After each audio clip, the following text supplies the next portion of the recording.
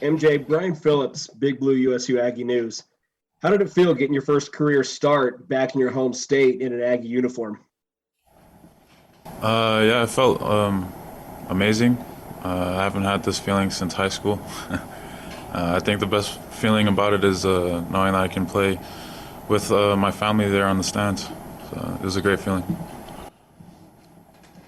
Career day for you, MJ. 10 tackles, couple tackles for a loss. How did you feel about your performance? What do you think you can build on going forward? Sorry, can you repeat that? Yeah, I was just saying it was a career performance with it for you with, I believe it was 10 tackles and a couple tackles for a loss. I'm just wondering how you can build on that performance going forward. Yeah, I think the best way to build it is through preparation throughout the week. Every day we're in here watching film. We're always trying to build off of what we've done. I think as far as my performance, there's still a lot that needs to be worked on. Alignments, tackling form, footwork, I don't think it's something that you can be perfect in, but something that you can always work on. MJ, Jacob Nielsen, KSL.com. Being at Washington, you've played in a lot of big games and loud stadiums and stuff. Just what's the mentality going into an environment like Tuscaloosa and against Alabama and 100,000 fans? Yeah, I think the mentality is just another game. We're going to treat it as another football game that we need to execute our assignments. I apologize, I'm not good at interviews. MJ, Brian Phillips again. No worries about the interviews. You're doing a great job so far.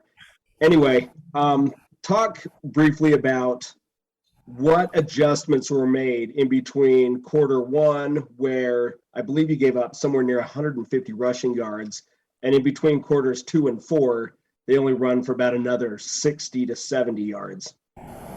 Yeah, we were expecting after the first quarter it was a lot of stretch, so we made adjustments that we needed to be more patient and more on the backside, and then we also had to change up our front and our coverage. Yeah. MJ, I noticed a lot on Saturday when one guy made a big play on defense, other guys on the team were dancing and celebrating like they were the ones that made the play. Just how fun is it to be with this group of guys, and how do you guys kind of build off of each other's energy? Oh, I love it. That's one thing that we emphasize a lot is bringing the juice. I feel like since I've been here, it's been more of a brotherhood than it was when I was in Washington. I feel very comfortable with being in the group of guys around here. They've welcomed me into the team, and I treat them just like they're my brothers. MJ, Jake Ellis, Utah Statesman.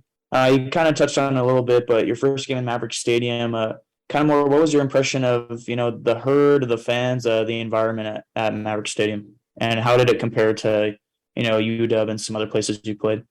The fans were amazing out here. To be honest, I didn't really focus too much on what my surroundings were. It was always having that mentality that we have a game to play. So. Any other questions for MJ? MJ, Eric Franson with 106.9 The Fan. Just your early scouting of Alabama and their offense, what do you see out of them? I think we'll hear a lot from the coaches, but they run a pretty similar scheme throughout their time playing football. Right now we're still just working on it.